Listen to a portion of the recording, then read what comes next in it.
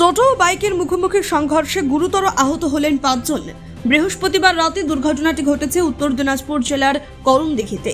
স্থানীয় সূত্রে জানা গিয়েছে, বিকোরহাটে কাপড়ের দোকান করে টোটোতে চেপে বাড়ি ফিরছিলেন বড় সোহার গ্রামের বাসিন্দা কবির আলী। সোহার গ্রামের বাসিন্দা টোটো চালাচ্ছিলেন। অভিযোগ, সোহার মোড় সড়কে টোটো ও বাইকের মুখোমুখি সংঘর্ষ হয়। পথ চলতি মানুষেরা আহতদের উদ্ধার করে করণদিঘি গ্রামীণ হাসপাতালে নিয়ে আসেন। কর্তব্যরত চিকিৎসক টোটো যাত্রী কবির আলীর অবস্থা আশঙ্কাজনক হওয়াতে তাকে রায়গঞ্জ মেডিকেল কলেজে রেফার করেছেন।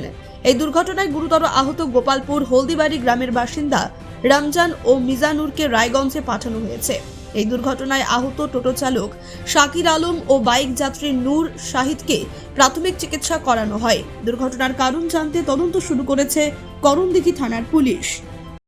জালালউদ্দিন, বাড়ি কোথায়? বড়শোয়ার। কি ঘটনা ঘটছিল আজকে? ঘটনা মানে আমার কাকাতো ভাই দোকান সেরে চাপ্পলের দোকান করে, ও দোকান সেরে টোটোতে করে বাড়ি আসছিল। এরা এদিক থেকে দারু খেয়ে গিয়ে বাইকে একদম 80-র পিক আপে গিয়ে ওদেরকে মেরে দেয়। ওরা কিসে ছিল? ওরা ছিল বাইক নিয়ে, এরা ছিল টোটো নিয়ে। টোটোতে করে যাচ্ছিল? জি। আচ্ছা, তারপরে? তারপরে ওই তো মেরে দেয়। তারপরে ও জখম হয়ে যায়, ওকে আমরা হসপিটালে নিয়ে আসি। এখান থেকে আমাদেরকে রেফার করে দিয়ে রায়গঞ্জ। এখন অবস্থা কেমন? এখন খুব ক্রিটিক্যাল অবস্থা। খুব ক্রিটিক্যাল অবস্থা আছে। তো উনি কি টোটোতে বসেছিল? জি, টোটোতে বসেছি। ও আচ্ছা, ওনার নাম কি? ওনার নাম হচ্ছে কবির আলী। বাড়ি কোথায়?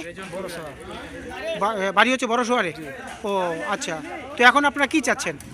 আমরা চাচ্ছি যেন ও ভালো হয়, বা যে বাইক যেভাবে চালাচ্ছে, দারু খেয়ে এভাবে অ্যাক্সিডেন্ট হচ্ছে, এটার কিছু করে সরকার।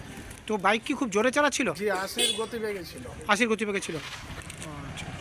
রায়গঞ্জ থেকে বিথিকা পালের রিপোর্ট, পুলিক নিউজ।